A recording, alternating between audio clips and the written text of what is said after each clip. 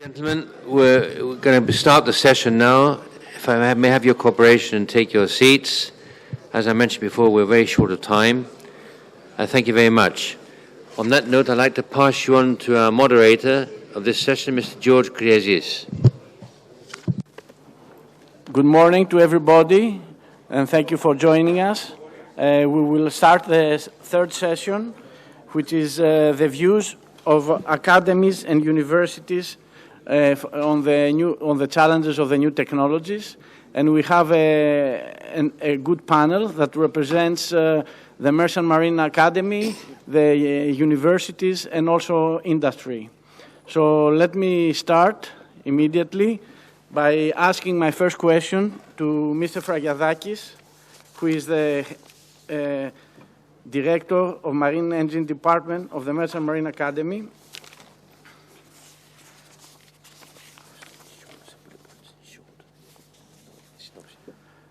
Do you think, Mr. Fragiadakis, do you think that the training of the students at the Merchant Marine Academies in terms of curricula, academic material, and laboratory equipment is keeping pace with the new technologies in maritime transport? First of all, I would like to start. I would like to thank you for the opportunity to speak from this podium. I would like to start with two remarks that had to do with things that I have already heard from the previous panels. The first concerns the e-learning, the distance learning, all this stuff of new technology and new techniques that especially taking place during the pandemic and give us the opportunity to develop new skills, new tools in order to improve education. I would like to point that these are tools, not methodologists. I'm not a Z generation, not even X, not even Millennium generation. I'm an old moon, walk moon generation. But I do my lectures using a projector and my cell phone, not chalk and blackboard anymore. But this is a different thing. This is tools. Having exams with a laptop or having exams with a sophisticated system, it's a tool. It's not a methodology. Methodology is live lesson. That's my opinion, anyway. The second point I would like to state is the role of the academies, of the maritime academies. I'm a director of a department of a maritime academy. What is the role of academies? What did the academies produce? Did they produce workers? Did they produce skillfulness repairers? Or did they produce officers? If they produce officers, in order to adequate with the new technologies, with the new changes, in order to adequate with new systems to cope with all that things that coming and keep on coming, they ought to be decision makers. They ought to be problem solvers. So they ought to have highly academic education, of course, and technical skillness also. They have to combine all that stuff. And what did I say to my students during the first contact, the first semester? I told them, here, you came here to this academy not to be good workers, not to be good mechanical repairers, not even scientists. You ought to be a combined of both. This is the difficult thing. This is the challenge of the maritime academies. Now, especially to the question, already in terms of curricular, academic material and laboratory engineering, I think all that stuff should be occurred, especially if an upgrade of STCW take place, but we don't have to wait for Marine Academies to wait for STCW upgrade. We already launched efforts in Greek academies, as Propyrgos Academy, respectively, engineering department that I run. We have already equipped with new upgraded laboratories, as a new laboratory of fluids and of lubricants and fuels, new laboratory of electrical circulation, electrical machinery. Electrical machinery especially is the new truth, the new future for ships. And we have also run projects, training the trainers project. We have seminars with many engine makers. Before the pandemic was a problem to that, but before the pandemic we have already run a project training our trainers to new engines, to new ME engines, and we keep on that on all this on this road, on this railway. The curricular upgrade, of course, it's not on our behalf. It's not in our possibility to do it, because we are peripheral services of Merchant Marine Affairs Ministry. We could not decide. We don't have the ability to decide to change our curricula. This upgrade depends on ministry initiative, and of course follows the possible of STCW possible changes, future changes. Although many academies in Greece have launched some proposals that they are in project at that time we're speaking. Thank you. Thank you, Mr. Fragiadakis. I move to Mr. Nikos Karagiannis, who is a third-year student in the Merchant Marine Academy in Aspropyrgos. And my question to you is that since the new technologies are more attractive to young people, do these changes in shipping trigger your interest to study more about them and search more about them? First of all, I would like to thank you all for having us here. Okay. To answer your question, they do. Young students from our academy are searching more and more for the new technological innovations and what will follow. The working principle of the new technologies are a combination of classic or advanced engineering and computerization. Since thus this theme is very attractive to all of us, we are following all of these. We are setting more side notes or whatever we can do from our side to improve and enhance the education. Thank you.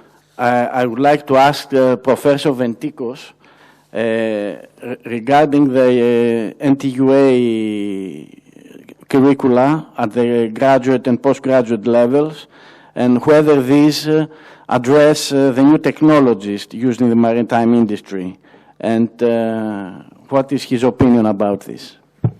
Thank you very much, Dr. Kriezis. Thank you very much. First of all, I would also like to thank the organizers, thank Natasha for inviting us here.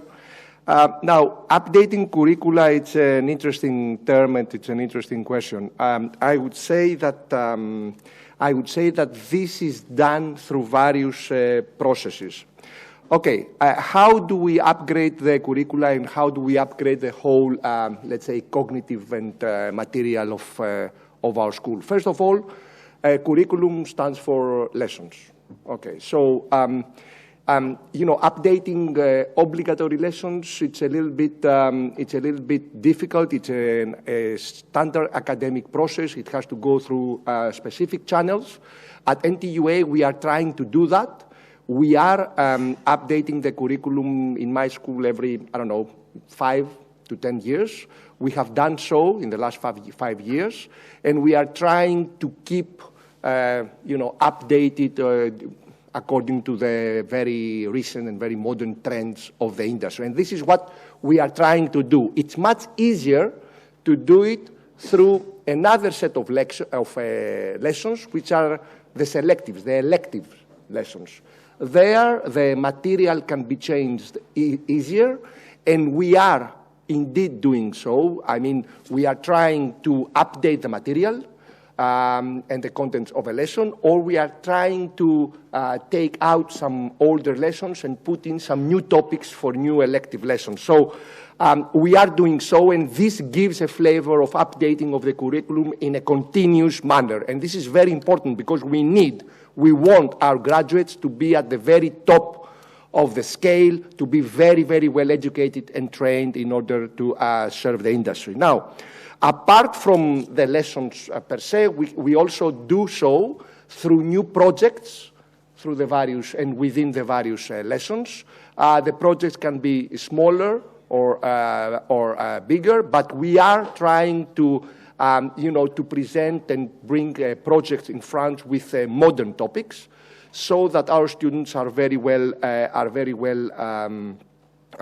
trained and very well acquainted with the recent trends of the industry. So we are trying to do this updating of the curriculum through various channels.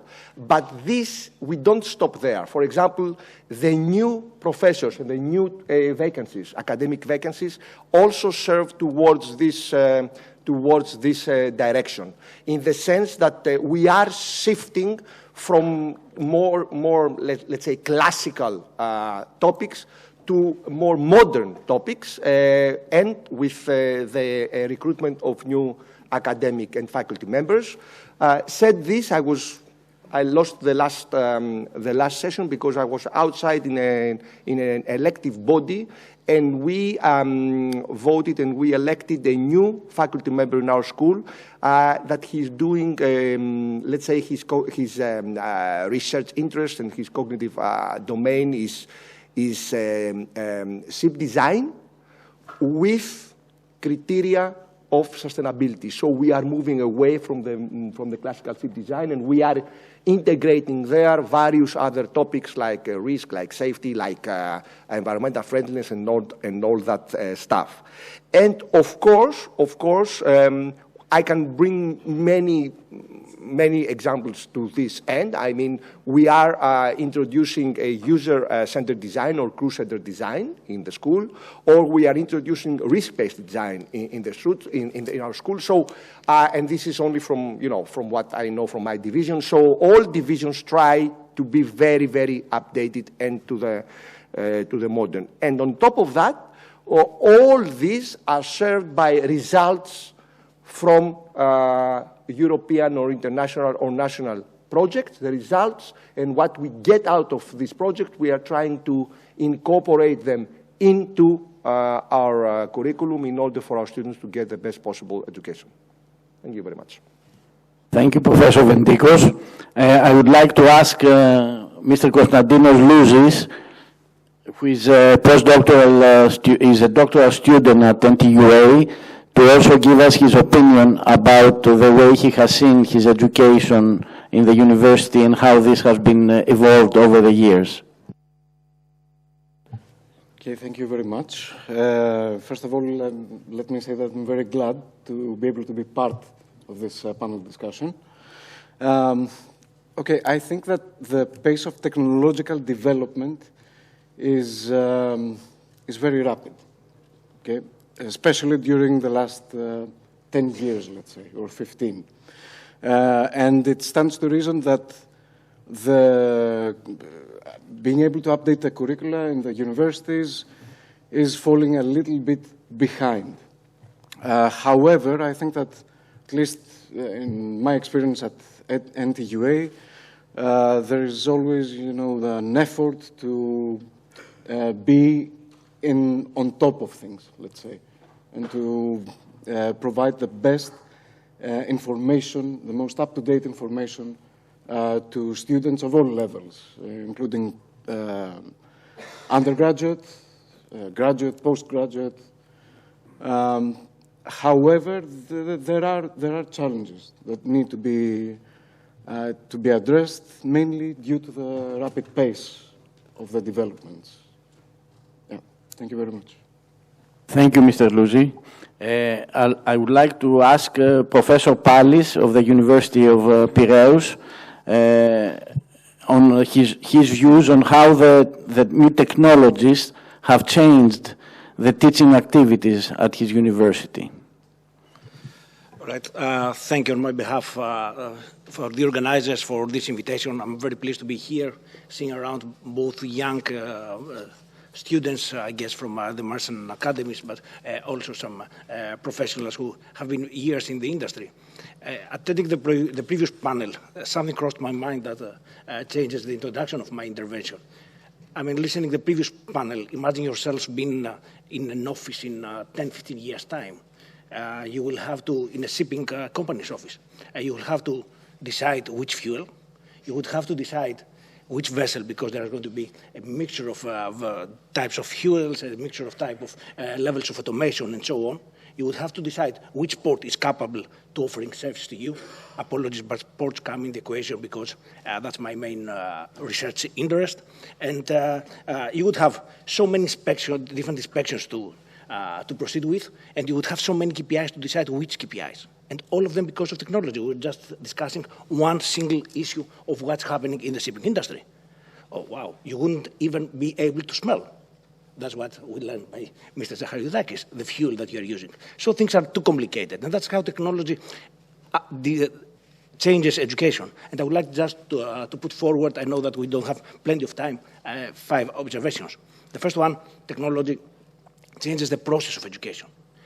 A lot has been said since earlier this morning about this tele-education, this e-education, whatever we name it, it's fine, and about the pros and the cons.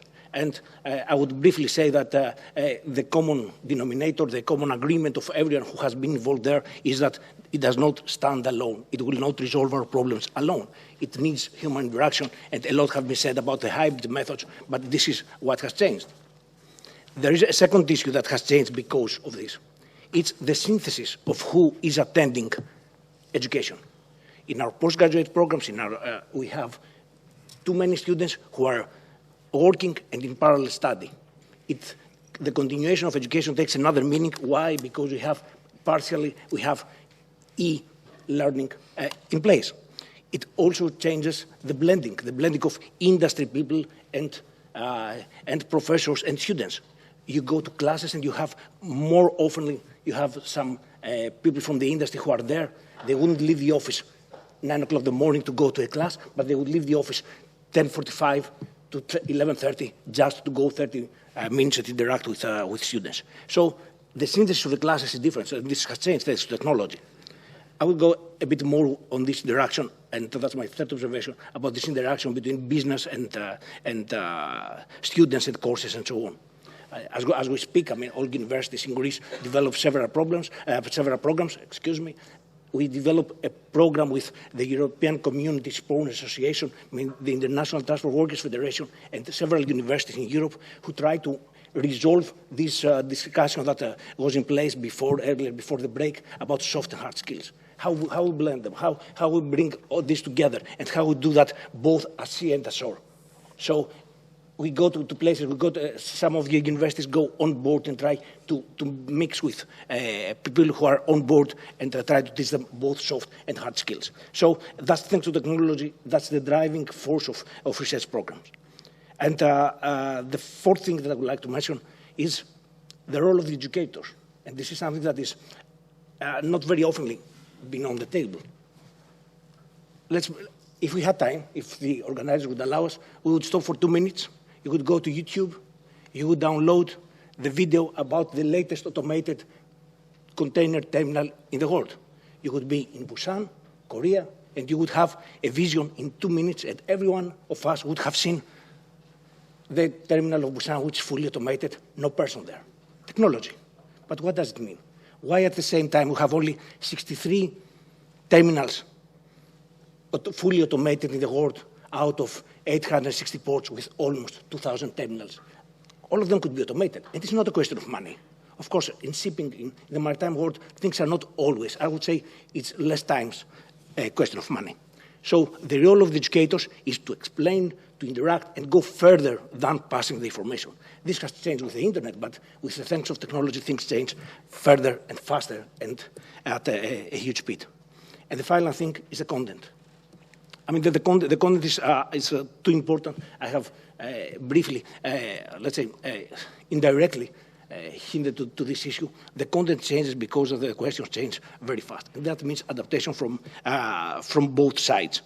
In our department, for instance, the Department of Maritime Studies at the University of Piraeus, I would just mention, for the sake of time, 2 things that we added in the curriculum and in the very latest development. First, the management of innovation. 5-10 years ago, a transportation, a maritime transportation, a marine education department wouldn't think of that. But now, management of innovation it's not only producing the innovation. We have good universities, we have good academies to know about the technical things or answering the questions as said before by another representative of the Technical University of Athens. But you need to manage innovation. This is a major change. Managing innovation and managing, and this is the last point that I think it's worthy said, managing data, big data. We'll talk about research, but in teaching, again, one main thing that for students is there and should be offered by everyone is managing of big data. Thank you. Thank you, Professor Pallis. I will go next to Dr. Liapis, Nikos Liapis, who is the Chief Operating Officer of ELINOIL and also the President of the Hellenic Institute of Marine Technology. Dr. Liapis, my question is there an adequate connection between academia and the industry? Does the Greek shipping industry support research projects? Thank you very much, Dr. Kriezis. Thank you for inviting in the quite interesting conference. There must be a connection. We know that because one part of the academia is teaching, the other part is, of course, research. This is the main aspect. And in order to the research to exist, it must have funding and it must have a connection with the industry that's behind that. In Greece, we're very lucky that we have one of the greatest industries in the world. The 20% of the global shipping industry, the shipping fleet, is Greek-owned, let's say, of a Greek interest. So we would expect that the academia also and the institutions would be supported strongly in order to have research going on and produce technology. Because building ships, for example, is one thing, but it's not so easy for us to build new ships, new vessels in Greece nowadays because of the cost, etc. But producing technology is an easy thing. We have everything that's needed. We have the scientists. We have excellent scientists that work. Most of them go to work abroad, unfortunately. We have the institutions, not only in engineering, but also in economics, in ports and things like that. But even there are some projects where shipping companies, big shipping companies, fund research for their behalf. It's not, let's say, a general situation or a situation that can be found easily.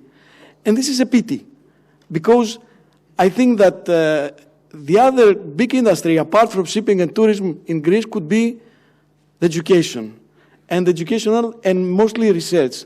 We have new aspects now. We have, for example, information technology, which does not need big laboratories or investments. It needs only minds. And in this way, I think we should have it. But we don't see it we don't see it in a big scale. I've wondered very much about that. Why does it happen? Why in other countries, for example, in the States, in Japan, I don't know, of course, in China, there are a lot of funding, private funding, is headed to the institutions, to the universities, to the laboratories in order to produce technology, and not in Greece. I cannot explain it really. There are some reasons that I can imagine. The state-owned universities, or the way that the universities are operating, which is, it doesn't let the academic people free to go on. It's not easy to make a spin-off, for example, or to find ways that you can exploit all this industry funding, let's say, and produce, of course, technology that is useful and it can be applied. And maybe the other thing is that the shipping industry and the fleet operators and owners, they don't maybe invest so much in the far future. I mean, they are very interested in the applied technology because this is that produce wealth, but not so much in the technology that comes after 20 years. And when you invest in research, maybe this is a barrier, because when you invest in research, you know that maybe, I don't know, 9 out of 10 projects will not be successful and cannot produce something that could be applied easily and in a feasible way. And also that some of them are very medium and long term, which cannot bring money back from that. Maybe this is one cause, but it should be accelerated in a way. And this is wonderful why there is conferences like that can bring academia and the industry together, because I believe strongly that we can produce technology and we can be one of the main technology producing countries in maritime sector. We have all the people that are needed. We have the institutions. We have the companies that can fund such research. But maybe we should change a little bit the legislative, let's say, framework, the way that the institutions work, the universities work, in order to let them more free to exploit the funding for research. Thank you, Dr. Liapis. I can also concur to what you are saying, that we have seen that we utilize more foreign universities and foreign companies that are spin-off from foreign universities than we do utilize the Greek universities. And I believe that there is recently a change in the mentality, and this will help.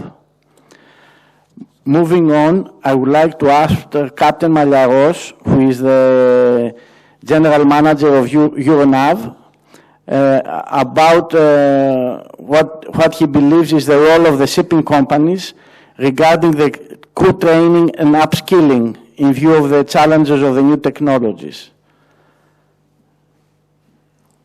Good afternoon, ladies and gentlemen. Thank you also for the honor to participate in this panel. I believe it has been mentioned already that shipping companies has an active role on supporting the education of the seafarers. And it is exactly like this, and it will continue to do it. However, today, as we speak, we are in front of a major change that will impact the industry in total. And what is the difference is the size of this change. And I believe in order to be successful, I've heard this word quite a few times, more and more this period, is collaboration. I do not believe that individual actions from companies will have the impact that we want to upskill and bring the workforce in the standards and to develop the competencies and the skills that are required to run the vessels of the future. So, although the willingness of the companies to do some individual moves to train the people, to educate the people, or to specialize the people on certain sectors that they develop their jobs, I believe we need a more clear framework with the collaboration of all the stakeholders, not only the ship owners, not only the government, not only the oil majors, etc. We need all to understand what impact will have this if, and it's not far, because on the position paper that's submitted by the Maritime Just Transition Task Force, they examined that during 2030, the need to train the seafarers will reach the number of 700,000 seafarers. And definitely we have some countries, of course, that they do have already done some steps, but we do know that the maritime workforce comes also from developing countries and least developing countries. So we need to establish this framework and work all together in collaboration with organizations, with governments, with shipping companies, and establish this framework that we will upskill and change the foundation of the basic foundation of education, because here we are talking for new competencies, new skills, and we need to target the base and the foundation of the educational system and not just doing uncoordinated individual actions. Thank you. Thank you, Captain Malliaros. I will go back to Professor Fargiadakis, and you already mentioned about the upgrading of the men's and marine academies, and what do you think would help so that the academies are adapted to the new technologies? What is needed?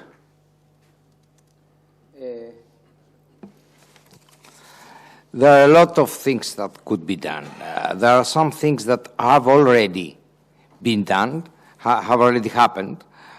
For example, the Marine Academies have already launched initiations concerning collaboration with the universities as a participants in maritime research projects. The NTUA have run, with Mr. Ventikos, and run a project from familiarization using, I think, digital technology to familiarization. Okay, anyway, there are postgraduate programs with the Merchant Marine Academies as partners, using through signing an Memorandum of Understanding, excuse me. For example, there is a mechanical department of the Mechanical Department of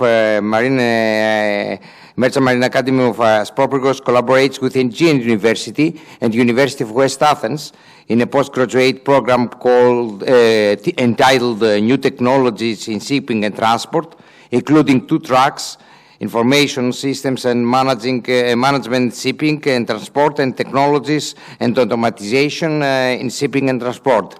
As you can see by the titles, and then if anyone searches the curriculum of this program, it will understand that it is focused on the new technologies and their applications in maritime and maritime management. I think, as a conclusion, these efforts ought to be reinforced and multiplied in the near future in adequate, focused on undergraduate or postgraduate programs. But a possible evolution of maritime academies into university department should be examined as maybe a solution. That's what I have to say. Thank you. Thank you, Professor Fargiadakis. And this is a matter that has strong opinions from everybody. I would like to ask next Mr. Karagiannis, as a student in the Maritime Academy, when you are completing your studies, will you be feeling confident to face all these new technological challenges? Hello again. The courses of the Academy and their syllabus is mostly in line with the new technologies.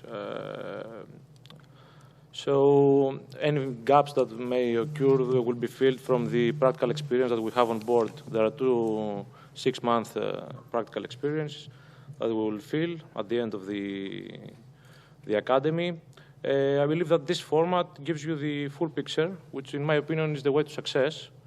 And obviously it depends on the student, how will respond, and the potentials, but in general, it prepares you sufficiently to cope with all these new technologies. So you feel confident that you can succeed with the new technologies? Personally, I feel very confident. Very good. Next, I would like to go to Professor Ventikos and ask him also about, what kind of student engagement activities should be done by the universities so that they can familiarize the students with all these latest developments. Can they exploit, cooperation with industry so that you can achieve this target? Yeah, thank you very much, Dr. Kriezis. Okay, let me just clarify something that my friend Nikos Fragiadakis mentioned.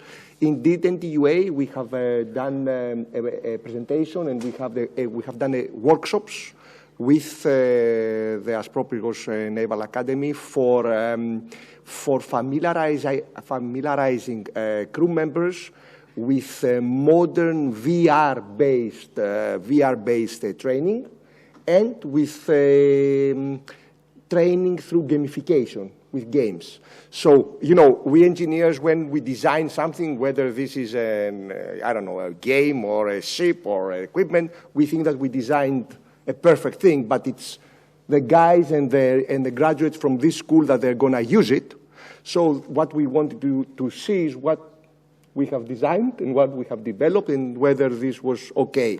And I think this is the way that we should be doing things. Okay, we need this kind of synergies because the industry is being served by various disciplines, and we have to have this interdisciplinary approach.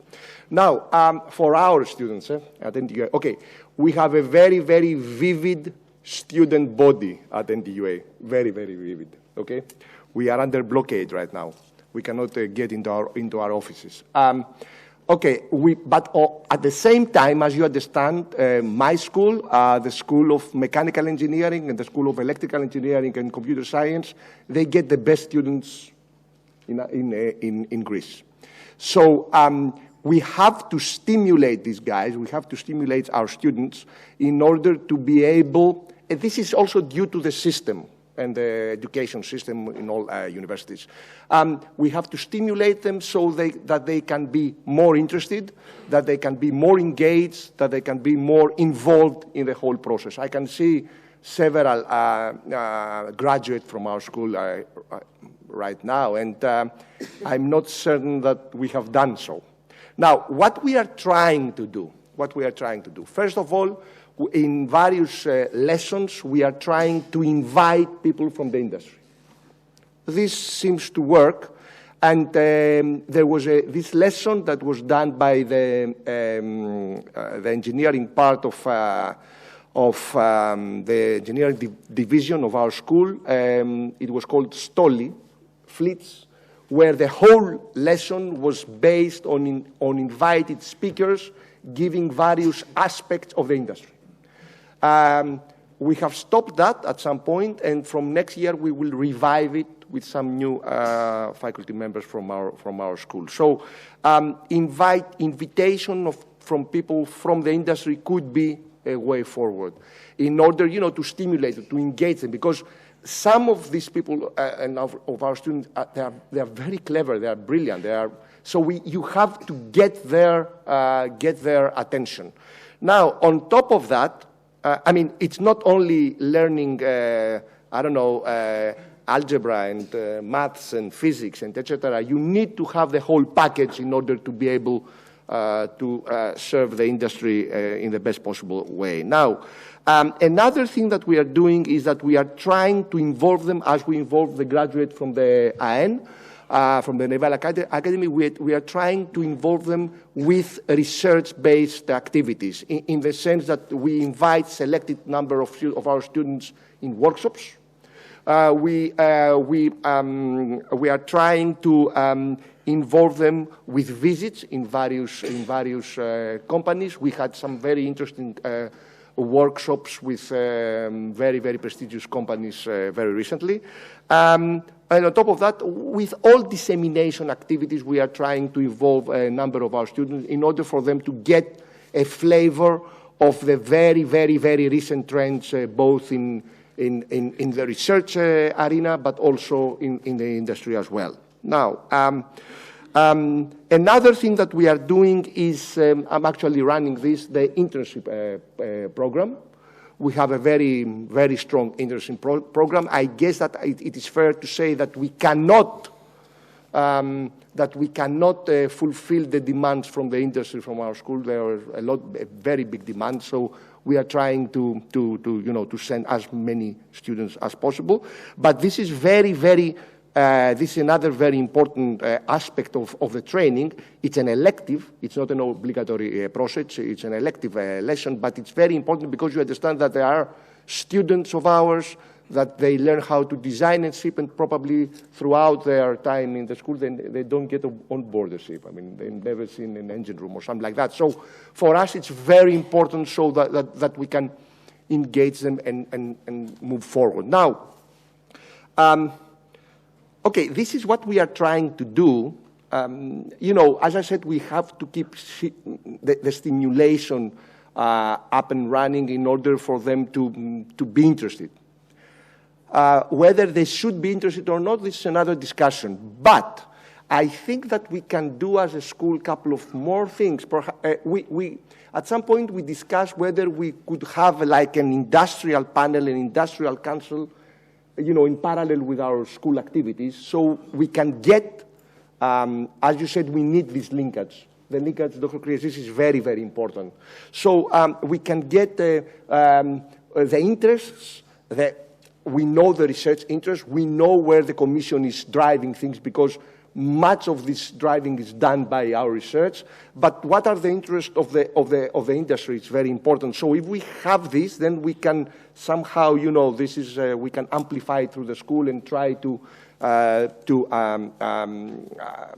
gain the attention of the students and try to involve them to other activities. And on top of that, it would be very interesting whether we can have some, continuous small research projects, or we have, for example, memorandum of understanding for the cooperation with a couple of classification societies for the diploma thesis. So this also gives them a very, very good, basis for work. I can go on and on, but, at the very, very end, this is a two-way street. It's what we are doing and what they're accepting and what they want to do back. But from our, for example, from the internship programs, from our experience, things are getting very, very good, and I think that our students are getting more and more, excited and involved into industry-based things, because for NTUA, this is not an easy thing to do. Thank you. Thank you, Professor Ventikos. I would like to ask also Mr. Louzis, what is his opinion as a student, how he has seen throughout his years this development of the student engagement? Okay, thank you very much. Okay, first of all, let me say that talking about the collaboration between industry and academia, let's say, or the university, is a very broad issue, okay, and has very many levels. I think that during the last years, I would say again 10 years, the situation has improved. And it should improve, because when we're talking about the undergraduate studies, it is very important for the students to know where they will work, what kind of problems they will try to solve in their day-to-day lives as professionals. At the research level, the connection between industry and academia is also very important because the industry can, let's say, ground research and connect it to real-world problems. But as Professor Vedikos said, indeed, this is a two-way street. Okay, so there is something that the industry contributes to the academic research, but also academic research may offer new ways to think and new ways of solving problems that the industry may not use or may not be aware of. So this is a two-way street. At the doctoral level, because I'm doing my PhD thesis, I'm very interested in trying to solve a problem that is, that actually concerns someone practically, okay, and not doing something for the sake of, just doing it. So I think this is important, but the situation is getting better and better. And if I may add, because one of the other speakers mentioned spin-off companies, I think that in the past 2 years, at least at NTUA, there is a framework that spin-offs can be created and exploit research results. And if you look at NTUA's LinkedIn page, for example, every 2 days, every 5 days, there's a new spin-off.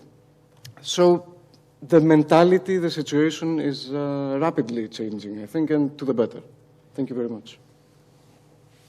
Thank you very much. I can also relate that recently we saw the first invitation from the universities to the industry for a common daily event where, the universities invited industry people to hear what research the universities were doing. And this was a first. It was very interesting, and I hope it is repeated. And I go back again to Professor Pallis, and I would like to ask you, how do you see the new technologies have changed the research they are doing in shipping and for the ports? And yes, and highlight some of the issues you are facing. All right. From my perspective, just a bit different approach on the relationship between the industry and academic institutions. I would say that academic institutions are overloaded with research. What academics are missing, those who want to do research, of course, which is not the total, but it's I would say, a very substantial subtotal of the current academics. They are overloaded. We are missing time.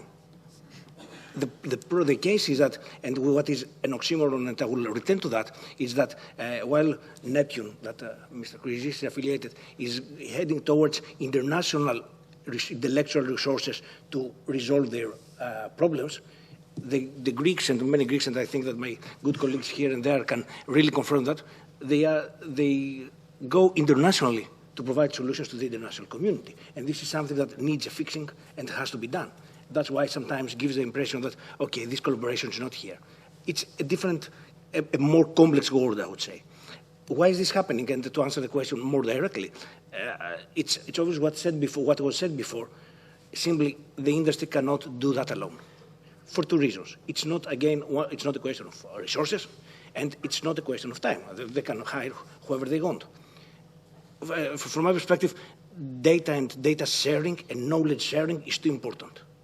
And there is where the neutral, in terms of business interests, academia and research community goes ahead and is very, very productive. As we speak, at the University of Piraeus, we have liner shipping companies that want to analyze what is happening when they go around the world. So the 8 biggest liner shipping companies give us every 15th of the month all the data that they collect via satellite, and we need to analyze that, a group of researchers, both Greeks and non-Greeks, and we have to analyze them within 3 days and deliver on the 17th. By the way, today is 16th. You can imagine what I did last night and not what I'm going to do this night. But the point is that we collaborate with them. We collaborate with ports who they know what they are doing. The Port of Piraeus knows what they are doing every time that a vessel arrives. But to analyze and go and implement new technologies, they need data sharing. So International Association of Ports and Harbors provide data to researchers, and the University of Piraeus is developing that as well. I mean, provide data so that they can react and they can implement technologies. Of course, I'm coming from a business school and not from an engineering school. The National Technical University of Athens has the best students who go for engineers. We have some of the best students who go to study business, but their information and handling of information and managing of knowledge is very, very important. I could go on, I could say that even when shipping companies try to resolve problems of corruption around the world, they want to share data, what's happening in the ports. I mean, how you do that, how you anonymize that, and you have analysis that matters for them. That they do that collectively, internationally. I mean, for example, Neptune is one of the companies that participates in this initiative. 55% of the global world has gone to understand it through data analysis, which are available via information technologies, are given in order to be analyzed and develop strategies. I could go on. I mean, now that, as I said before, at the European level, climate change, safety, it's a theme that goes on and will go hand in hand, the industry and the universities. A final point which was made about spin-offs. Most of us, okay, I know it's great marketing, I don't see that in the list of sponsors here, know marine traffic. Marine traffic is an initiative which was developed not by the Department of Shipping of the University of the Aegean, but it was developed in Syros. One university, a humble university, 60 students per year, 8 to 10 full member faculties, but research was done. It was an initiative that, because of its success, left in all respects. You can literally, you can metaphorically translate the word left Greece altogether. So it's a very international company, far away from where it was established. Good things can happen if we would correct some more issues, and that should not be done necessarily by universities. I mean, spin-offs should be there, and also I would say we should face two more things. Do I have time? Or okay, two more things that I would like to bring in the discussion. First of all, we need to admit that there is a brain drain. As we speak, there are too many good Greek origin researchers, either educated at home or in other countries, who work for the World Bank, the United Nations, other institutions, European universities, you name it, you'll find them. So there is a community that goes abroad and is not returning. And I think that this is quite important for the best of the new generation. And this is something that needs to be fixed. And the final thing that we need also to consider, and it's something that I realize with our students, we have a succession, what I call a success trap. The success trap is the success of shipping industry trap. The best of the students can have a great work, whether it's Euronav, whether it's Neptune, who are here at the panel, where is some of your companies. Why keeping with research? I mean, that's the success trap. Gives them a lot of initiative to go. Out of the 64 students that graduated from our master's degree in September 2022, by November 22, they came to receive their grade, Dr. Hiotus, and they were 62 of them who had already a very good job. I guess they are there, or they are in a better job. Thank you, and sorry for the long answer. Thank you, Professor Pallis. I would go back to my industry colleagues, and Dr. Liapis, what do you think are the modern needs in marine technology development that could be done, by the Greek research universities? Well, let's say that we live in very interesting times, and so there are really a lot of things that could be developed, especially in Greeks and Greek laboratories and universities. We have all this way to decarbonization, which means that at the moment we don't know what the fuels will be, what the energy products, how all this will operate, what will be the interface between the vessels and the ports, the infrastructure needed, and so on. And apart from all this, the new fuels, we have new technologies like the carbon capture technology, which all of this must be, maybe as technologies, they do exist at land, I mean in land uses, but they must be adapted to maritime use, and this is not an easy thing. So from one part, we have all these new things, maybe new engines or new, I don't know, fuel cells, or whatever we will need in the future for vessels. And we think that we won't have only one energy product, but a bundle, let's say, of energy products. And all of these need to be, to get research on that and to develop also solutions, feasible and applicable solutions for the vessels, like we did in the past, for example, with scrubbers or with ballast water treatment. And we have seen that in Greece, the Greek technology companies can really provide solutions, very successful solutions from a marketing point of view and from operational point of view as well. So these examples, we could do them as long, from my opinion, and from the Institute opinion, of course, as long as these technology companies can be supported by the Greek universities, the Greek institutions, the Greek laboratories, and so on. Because it's not so easy for a medium-sized or a small-sized company to be advanced in technological point of view, because you need laboratories and huge investments. But we can combine this because the laboratories exist in all the schools that we have. And I'm not talking only about the naval architects, but in the NTUA, I mean, we have a lot of schools that can be evolved to technology providers and spin off to produced and so on. So we have these new energy products, but apart of that, we have other things that we can use. For example, we have information technology, AI, that we have Internet of Things, all these that are coming, and they don't need big laboratories or big investments. And we know that a lot of young students or postgraduates and things like that go abroad and work on that, and we have very successful examples of companies, startups, or bigger companies that now operate abroad, and they produce products, let's say solutions for shipping that are very clever, very feasible, and very profitable, that we can do it here in Greece as well. So we have all these energy, let's say, aspects to wait, to develop. We have this, the energy, let's say, the new energy products that will come and the applications for the vessels. We have all the information technology solutions that we could do research on that. And of course, all the, let's say, financial and operational aspects of the new way that, that shipping can operate. And so, maybe, as I said before, it's not so easy to build a VLCC in Greece, and we don't expect that. But we can have technology solutions that are feasible, that are applicable, that can be funded in the research stage by the industry, and this could be then sold to all the globe, to global. Because if you have the access to the 20% of the global shipping business, to the shipping industry, then you have, let's say, the credibility that you can go and sell your products to all the rest of the world, to the rest of the shipping industry. So this will be, for me, the two main aspects. Solutions about, for example, new technology, new energy products, what will happen with, I don't know, fuel cells, hydrogen, LNG solutions, carbon capture, whatever will be that.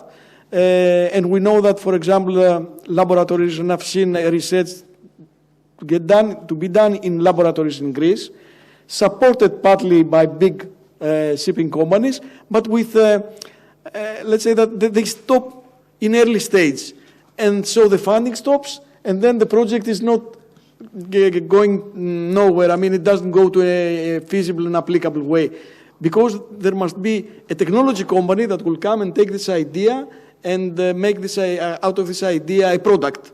This is the way. And I cannot understand why, for example, the Chinese can do it and we cannot do it. We have the mines, we have the industry, we have all these things. So energy products and information technology, I think that will be the two main aspects that we can do, really make products that can be sold and make wealth to Greece and to the Greek shipping industry and all the industry that's around shipping.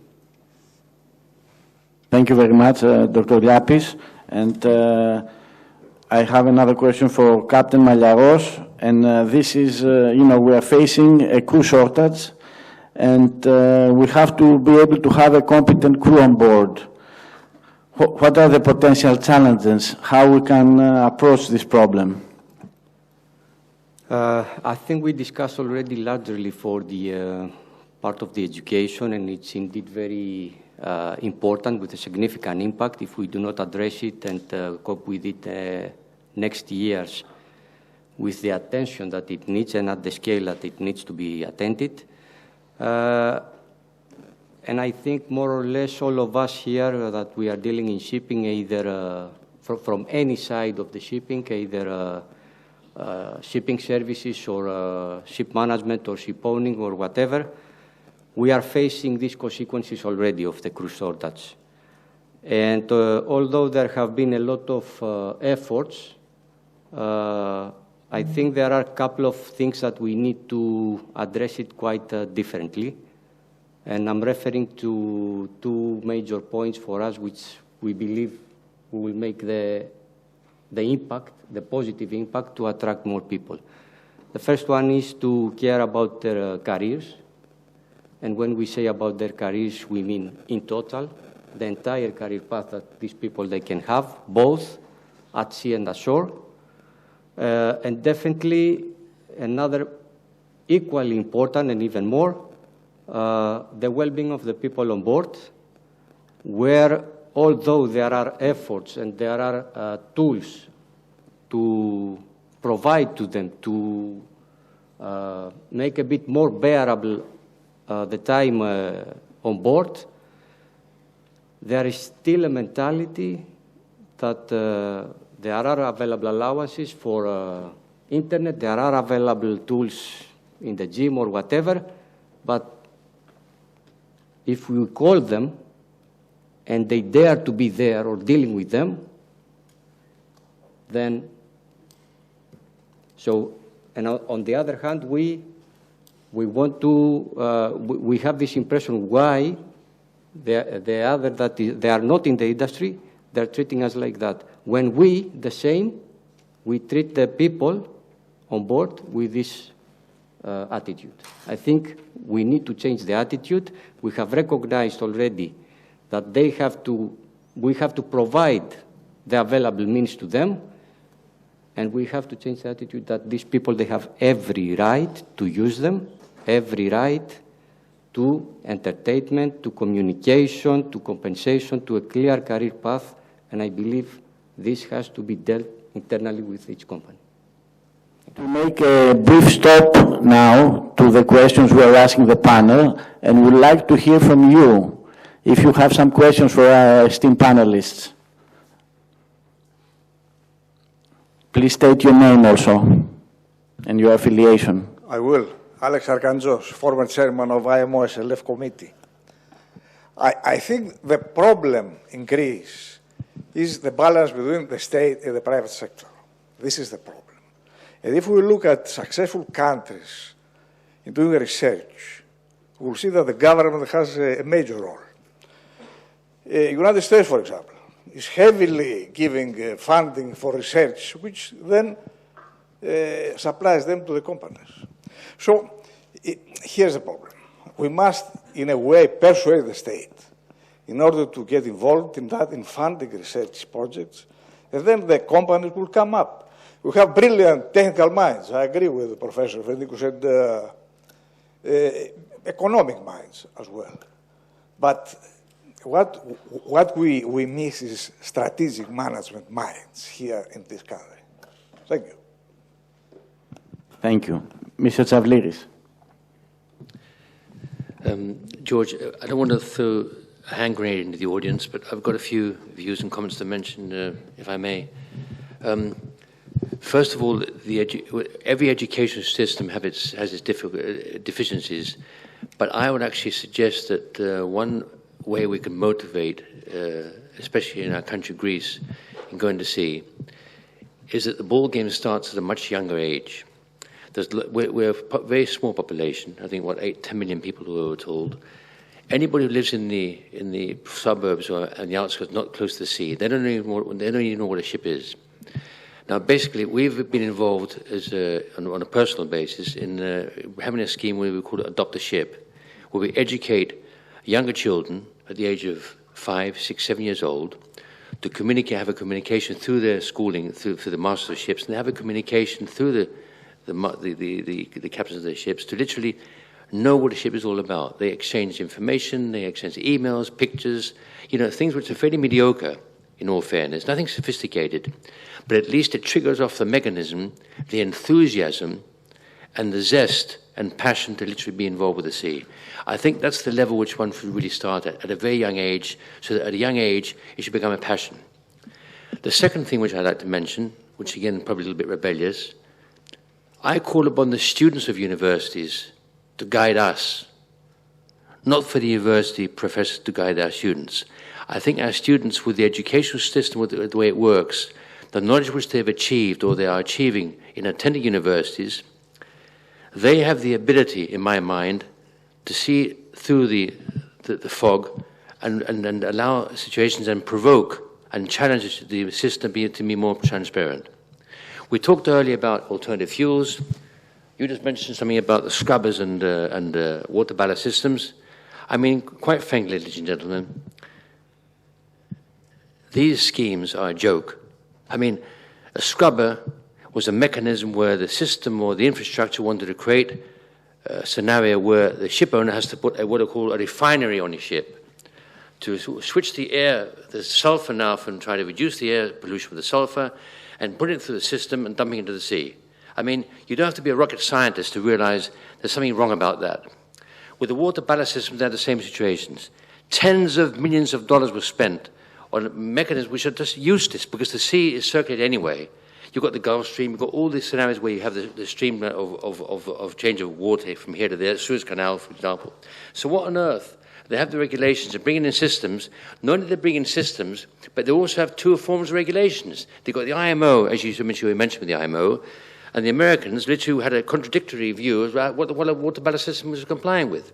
So I call upon the students and the people who are being educated by our university teachers here, not to rebel, but to literally confront and speak out, and literally to at least to ensure that their careers, because let's face it, we mentioned many, many times before, a country's strongest, the biggest strength in a country is the future generation. We can't just go by the idea of having universities and go for the nuts and bolts and technical issues when we haven't got the main picture. The main picture is to perhaps diffuse or get out of the system this hypocrisy where they're talking about alternative fuels which won't really be able to prevail for the next 7, 10 years. So why spend billions of dollars, overburden the system with knowledge, with hard work, with a system which is not only frivolous, it's hypocritical. But what on earth do you want to bring in a new fuel system for, which literally in the short term has solutions, short-term solutions, and the long term is devastating our planet? I don't think the education system, in my mind, with my primitive, mediocre experience, I'm qualified in many things, but on the other hand, I'm also on the academic board of the Metropolitan University, so I got a glimpse of what goes on.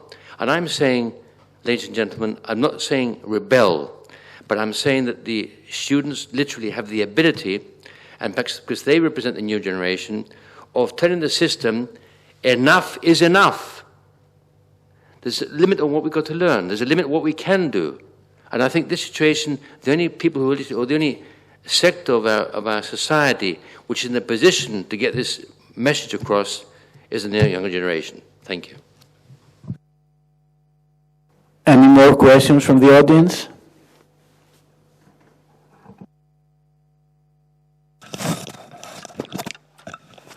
Hello again. My name is Haralambos Iaginthos, Head of School of Engineering, Merchant Marine Academy of Macedonia. Let me try and find some common points between academies and universities, and let me try find some differences. Because, as we heard today, they are very interesting. First of all, NTUA, National Technical University, leading university in Greece. I'm coming from Aristotle, of course. I'm an electrical engineer. But you see, they are trying on their own to change the curriculum, to change what they want to teach to their students in order to have the best of them in Greece, at least. On the other hand, we have us, the academies, that we have to wait for the STCW to show us what are the minimum requirements, and we cannot change, Mr. Fragadakis or me, we cannot change anything at our academies and try to follow what should be done or what our students should have learned in order to follow new technologies. Okay, this is a problem that we have to solve. On the other hand, we have a university that takes the best students in Greece, and we have the academies. Last year, we were missing 120 engineers. This year, we are missing 130 engineers, meaning that in 2 years period, I lost a whole semester. And for the next year, I'm asking for 400 students. Okay, 400 students. If I get 200, I will be lucky, believe me. And on the other hand, we say that we are in need of officers. How do we make these people come to us if we don't adopt new technologies, if we don't show them what can be done, if we cannot change quicker, in order not to allow them to have saying the students that, okay, your program is old. And on the other hand, we don't have the students, we try to have professors that they are retired. How can a retired professor follow new technologies when he was on board about 20 years ago? Do we want him to our academies? Okay, we are missing of professors. Yes, that's right. Maybe we don't need so many academies, since we don't have students to follow. Thank you. You want to reply, Mr. Fragadakis? Yeah, okay. I know, Iakinthos, I agree with you. There is one thing that we have to put aside: the curricular upgrade. The curricular upgrade have to be taken place more recently and more freely on behalf of the academies, because STCW, as you said, as already have heard in the previous panels, sets the minimum requirements. Okay, the ministry has to, let's say, has to provide the security that the minimum requirements are compliant in order to provide the diplomas, but the academies have to create a mechanism to upgrade curriculums as far as they meet the minimum requirements, and the top of the requirements have to be on our behalf. We have to make the mechanism to involve our curriculums independently from the ministry. The ministry have to provide us, have to control us to meet the minimum requirements of CCW, and the maximum that our curricula can provide have to be let's say, confirms between us. You know, with a meeting, with a mutual effort. Can I say something? Yes, yes. You ask for as an electrical engineering, I'm speaking, you ask for an independence factor that you don't have it. Okay, it's what I said that have to be done, not what happens. Okay, the problem remains as you describe it. The other thing is, also, as you say, the instructors. We have lack of instructors. And one problem is that we have lack of instructors, especially from the marine engineering or captains, part of merchant mariners, seafarers, does not come to teach in academies. They don't come to help us and to give us their experience that we needed. Because I'm a naval architect and marine engineer, I can build a ship, but I cannot run a ship. I need the first engineer to come and help me in some lessons, in some special items, and help me to provide the knowledge to my students. This is also a problem of behalf of the ministry. It's the problem of the ministry also that we can't solve. We just can't say what should be done, nothing more. Thank you. I hope I answered your question. Professor Pallis wants to have a comment. A comment, if I may, you referred to the absence of enough students at the academies. And from experience, what I wanted to say is that for 6 years, 2011 to 2017, we ran a research, a survey actually, in all academies. When people were enrolling at the first year of the academy, we were asking them, how come and they enrolled in academy? Most of them were there because a family member was there, was related to shipping, or a friend was related to shipping or a merchant academy.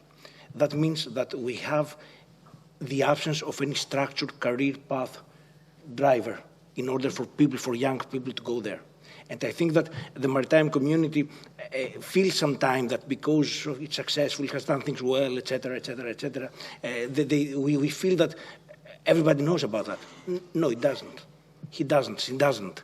Greek families do not really know about that. And this is something, we need a structured way to reach people, to reach young people, so that we'll have more coming in the academy. As regards to the curriculum, I have to say that I'm really, really happy that the university, and all the universities actually, and Professor Vedikos referred to that before, we can change the curriculums. And if we are not really bold at some point in this country and say that, look, this is an educational problem.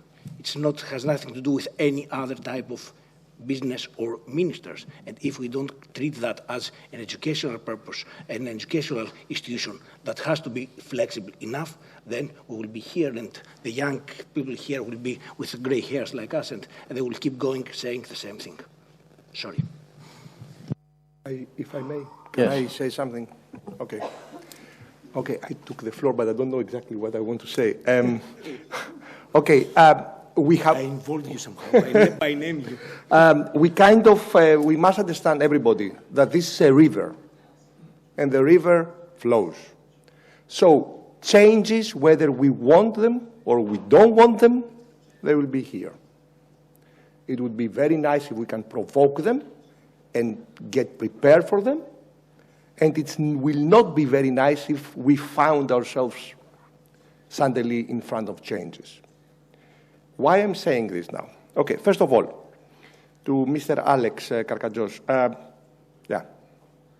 the country had bankrupted for 10 years. I mean, you know, Yeyek, the secretary, they are trying to do their best. There's no national support, there's no substantial national support to research. This goes without saying. Yeah, it's mentality, okay, yeah. But I'm not certain whether it's... Yeah, but I'm not certain whether it's only the state or also the shipping industry of the country. Whether the Norwegian shipping industry and the Greek shipping industry has the same approach to research. Okay, as my friend Thanos said, we must all understand one thing, that data is the oil of the 21st century. Data management, data analysis, data exploitation, data will be more and more into the picture. Now, what we are doing and what I'm always saying to the people, because I see a couple of people there from my group and Kostas and everybody, that sky is the limit in terms of engineering and in terms of our research. So cutting edge research is our focus, period. And this has to be exploited somehow from the industry, because research is there. We are trying to do things. We are in many committees. We are. And yeah, this was a very interesting discussion between you and Nikos. Very interesting discussion. Guys, this is a very nice discussion, but in the Commission, in the European Union nowadays, we are talking about autonomous ships. It might be a very long thing. People say that it might not be there, that there will be a small fraction, etc., etc. But autonomous ship doesn't mean unmanned ships. Your students will get a new role, and it will be a very much more specific, more demanding role. And you have to start preparing your guys for this as well.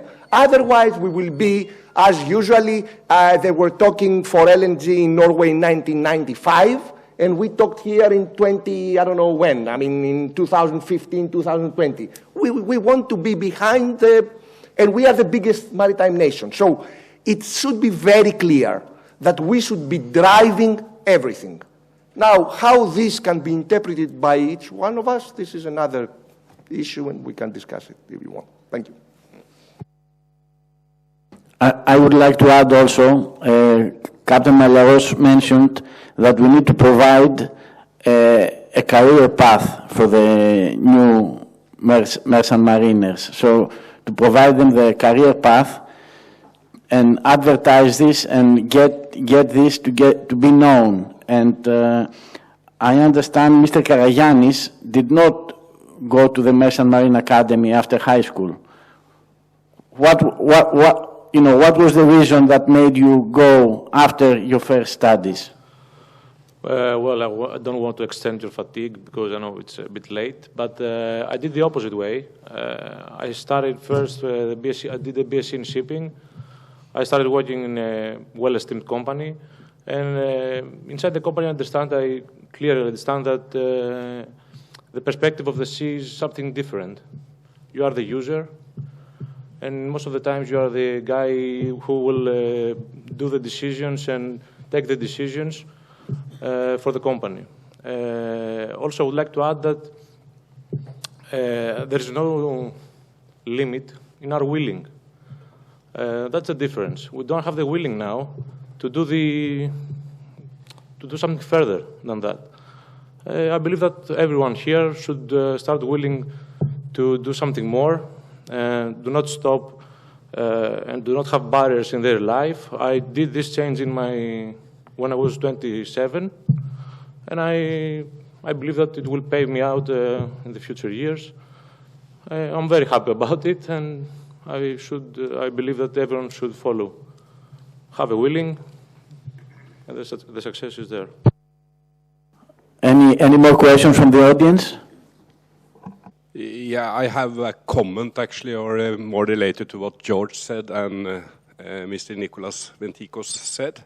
And I'm Leif Halvorsen. I represent Kongsberg Digital. I've been in maritime simulation for 15 years, and before that I was sailing as a chief engineer. However, I heard the comment George says, enough is enough. And I kind of, that triggered my question, because I've been seeing all these requests coming into my company through the past years with ballast treatment, scrubbers, open loop, closed loop. We are now working on battery hybrid propulsion. We were early out, long time before IGF code, as you said, Nikolaos, with gas engines in Norway already in the 90s.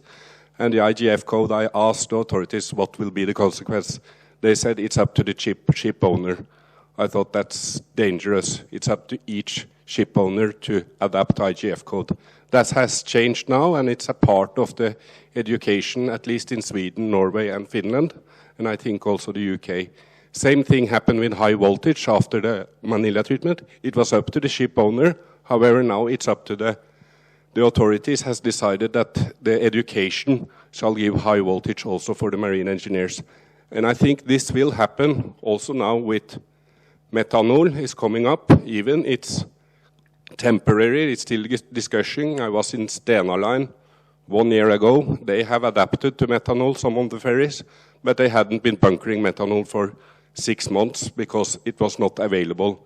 So there will be confusion, and I'm glad I'm not a ship owner who have to take the decision what type of technology shall I select. I understand that they have to scrap new engines that are single fuel LNG because of prices, so on. But I think for you guys sitting there as an educational industry, and also myself working with research and development and also involved with autonomous ships, I think it's a fantastic world, and I'm so happy actually that we got ballast treatment. I live by the beach in Norway, and I see Pacific Ocean, what is called oysters, all over the beach, and I know this came from ballast water. I was working on a ship sailing worldwide, and they told us you should change your ballast water every 12 nautical miles or whatever. Do you think we did that? No, we wrote in the book that we did it. But we couldn't change all the ballast water in the middle of the ocean when the ship was rocking and rolling. It was done before we entered port. And thank God there are rules and regulations coming up. And I think, I don't know if I get the final word, but this is a very interesting time for the maritime industry and special education, and also the vendors who provide research and simulation. But ship owners, yeah, it's challenging, but we are all in the same boat. So that's just my expression when I heard enough is enough, and the follow-up from Nikolaos. So thank you. Thank you very much. Any other questions? Okay, we can continue with our questions. I think we have another half hour. We're allowed another half hour. So make it a short half an hour. Yes. Thank you. Okay. So we have one more question for each of our panelists, and I'll start with Mr. Professor Fagiadakis. And the question is whether the Greek merchant marine academies can adapt to the globalization of the shipping industry. That means can they become international educational centers? Can we attract people from the neighboring countries in our academies, educate them, and then get them to our ships, since we don't have enough Greeks to go in the... I would like they should do that, because I heard from one of our panelists that one of the industries Greek has is education. You said that, I think? It should be. It should be. Okay. Yes, we have due to the size of the participation of the Greece to global maritime. The Greek Merchant Marine Academy should become international educational centers. Can they? There is a lot of questions. There is a lot of things that can be, should be answered, and should be changed in order something like that to take place and to be a reality. To be a reality. Should they train Greek and foreign students? Greek students also have to should have the opportunity to travel to foreign academies. This has a slight detail that have to be solved. They have to provide the same degree. Foreign academies, in order to exchange students with Greek academies to exchange students with foreign academies, they should provide the same diploma degree, but they didn't. Now, Greek academies, diploma of Greek academies isn't a bachelor one, officially at least. And that's the thing I have to state here. That's why I like to answer that questions. Yes, they should, but they should have the opportunity to do that. They should have the problem. The state has to solve the problem with an officially degree of the diploma that Greek merchant marine academies give. Thank you very much. Thank you. I'll go to Professor Ventikos next. And we have seen that the universities are doing a lot of cutting-edge research, and they're doing many projects funded by the European community. And do you think that the results of this research are adequately reflected in the curricula?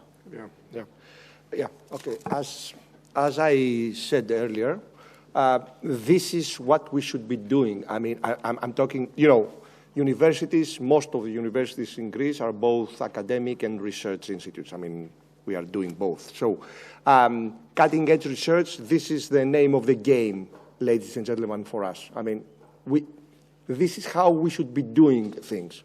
This is what we should be aiming. This is what I'm always saying to the members of my group.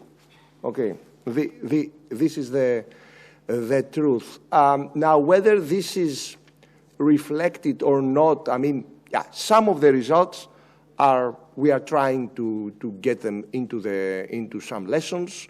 I explained earlier the process that we have the selective lessons, we have the obligatory lessons. It's a different game sometimes, but we are trying to do so. I don't know whether we are, very successful to that, and we cannot, as you understand, we cannot include everything, but some basic, some major results we are trying to do so, either through projects, either through, lessons or through the topics of our diploma thesis. You know that at NTUA, all students must undertake a diploma thesis, which takes minimum like 6 months, and it can take up to 1 year or 1 year and a half. I'm just receiving some messages from a guy that he's now somewhere in the Baltic. He's cruising. He's a cadet, and he tells me, you haven't seen my comments, when you will send me my comments. So through the diploma thesis, also this high, these very cutting-edge topics are also studied, and we are trying to do so. Now, as I said earlier, this is a two-way street, so yeah, thank you. Thank you, Professor Ventikos. I would like to ask Professor Pallis, what is his opinion in general about how well equipped are the universities to adapt to the emerging environment? All right, I will be short because of time, and I think that we are less people than before. Anyway, the case is that I think that the discussion made it self-evident that yes, they are, and I would say that this is not conditional. There is already, in terms of personnel, the quality is there. In terms of research projects, I will not expand further. We have referred to many of them. I mean, there are numerous. I would say that the only thing that I have to add at this stage is that the industry needs to test further the capacities and the capabilities of the universities. And this is something that I would say should be an open invitation to try and, new technologies are tested, some go by error, some remain and they survive for long. I think that the collaboration, to the extent that exists between the industry and the academia in Greece, has not gone so bad, has not produced many failures. So I would say that it's worth really expanding that. And on the other hand, I would say that there is some long work for cooperation between academies and other research institutions. This should be done, and the more comprehensive and inclusive it is, the more worthy it will be. That's my 5 cents. Thank you. Dr. Liapis, you are the president of the Hellenic Institute of Marine Technology. And can you tell us a bit about the role of this institute, and how it can be connected to industry and academia. Yes, exactly. The Hellenic Institute of Marine Technology has this role to bring together academia and the industry in order to see technology produced in a way that we described before. And of course, our members are partly academics, partly technical managers or engineers in general that come from the industry. In general, what we do is we have our annual conference, which is a mixed part. We have technology producers that present the products, and also we have scientific announcements and papers. And we do a lot of events that we invite both in order to be informed and from new technology evolvements and new products that come in the industry. But nowadays, as we must adapt to the new ways, let's say, of dissemination of technology and of research, we try to do more things about that. So, for example, we're trying to get into research projects that are subsidized by the European Union or by the Greek state in order to play exactly the role to the interface between the partners. So we have now 3 proposals ready that will participate laboratories from the Greek universities and also technology providers. And we hope that if this shall succeed, the Institute will play mostly the role to organize this and coordinate the projects and also to disseminate the results of the projects. So that's what we can do. So we hope that in this way we can also, let's say, enhance our power in manpower, terms of speaking, in order to proceed more to studies or to more projects like that. So we're trying every day to bring them together with special projects in order to find them then the way to cooperate and from this cooperation to have the technology production. And also we're trying to get into new subjects, like I said, information technology. I mean, the Institute and in general, the marine technology up to some years before had two basic pillars. The naval architecture and the marine engineering, but now I think that information technology becomes the 3rd pillar of the maritime technology, and we're getting connection with new, let's say, with academia that has to do with that. We also try to get connected with the information technology managers of the shipping companies, and to produce also technology in this part. Thank you very much. And I have one last question for Captain Malliaros. And this is, to summarize, what do you think should be the role of the industry, of the private sector, to support the development and the education of the workforce, of the ships and of the people in the office? I'm very tempting, and I try to control myself to give a brief answer to the guy from Kongsberg, not for Kongsberg, but in general for this technology, but I cannot, so if you allow me. Nobody is claiming that is against the decarbonization or the protection of the environment. However, we have a lot of questions on the available means today or on the technologies that are developed. And I would like to point out that most of them, they become operational a couple of years after we forced to put them on board and on the back of the ship owners, with a lot of rejections, a lot of incidents, and things like that. And after 35 to 40 software upgrades or retrofits, whatever it is. Needless to say that in order to have basic information on operational issues and education of the people, we need to pay one more time the value of the equipment, and perhaps even more. So I think it's 2 different things, what is available and the way that we enforce and impose them on board, and when they become operational so you can have the results that we all willing to have. But coming back to your question, I will be brief. I think that no one, and I'm saying no one in the entire value chain today alone is able to decarbonize or to bring the people up to the state that we need to be. So I will point out once again that the key aspect on this is the collaboration between the entire value chain. And this is my, thank you. And based on our last questions, I don't know if you have any other questions. Yes, go ahead. Excuse me, I have to point something to help Mr. Fragadakis to follow his thoughts. What has to be done in order to be Merchant Marine Academies international educators? Well, you have two things to do. First of all, you need lectures in English. Okay, this is something that Macedonia has asked it, and we said that we want to do it. Second, you need distance learning, which is something that already exists in the law concerning merchant marine academies. It must be implemented, distance learning.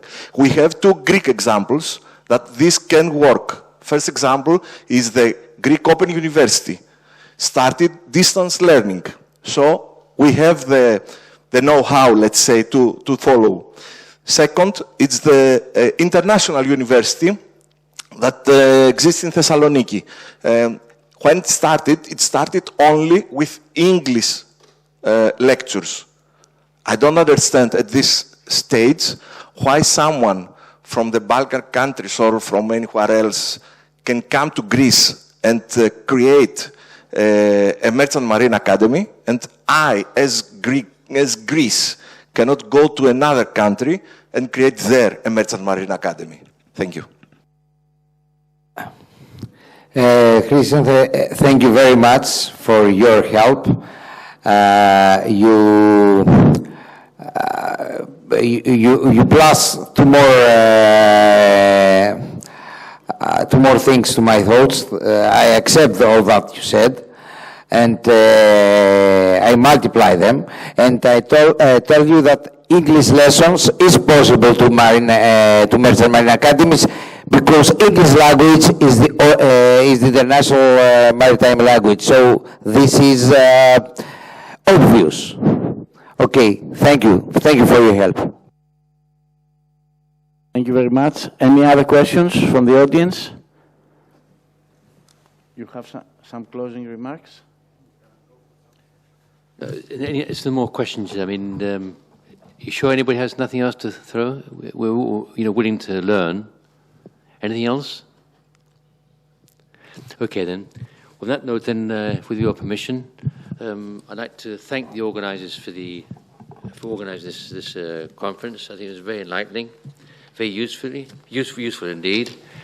One thing I'd like to mention at the end, if I may, is that I think we've gone through covered a lot of topics in these sessions, but one thing which I want to point out, to highlight, which may be to a certain extent out of this domain of what we're discussing here. And this is the general comment, ladies and gentlemen.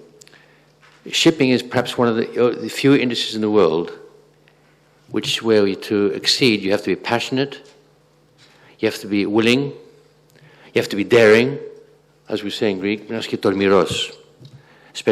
with things that concern the sea. And at the end of the day, the romanticism which is attached to it, I think, is what inspires all of us to be persistent in actually taking on the seagoing career. A minor point, if I may mention, is that, as I mentioned earlier, is that you've got to inspire people for the next generation. The next generation, we call ourselves veterans, if that's the right word to use. But we have a lot to learn from the next generation, because effectively, I think they can be more acute, they can be more perceptive, and they've got more lateral thinking to actually perceive issues which we confront, which sometimes we literally get ourselves suffocating in a bowl of soup, and actually just to extrapolate or to investigate, and sometimes we draw ourselves up into the wrong avenue. Finally, if I may say, and this is perhaps coming from my being, even though I'm born in England, my mother's English, but at heart I'm a Greek. I'd like to quote Elitis. Εάν αποσυνδέσεις την Ελλάδα, στο τέλος θα σου απομείνουν μια ελιά, ένα αμπέλι και ένα καράβι. Το οποίο σημαίνει μάνα τόσα τα ξαναφτιάχνεις. In English, as English I can be, if you disintegrate the whole of Greece, at the end of the day you will find that what's left is an olive tree, a ambeli, what has we got in Greek? A vineyard, and a ship, which basically means that all those things, with the effort, you can always recuperate and remake them. On that note, I'd like to thank you all very much. I'm sorry if I've been a bit persistent with the panelists here and the moderators, because I've been trying to keep up the time, which is sometimes impossible with the kind of topics we had to cover. But thanks to the audience, thanks for the organizing, and I hope we've done well. I've just been told, and I'll just put it in English, elegant English, lunch is being served. Thank you.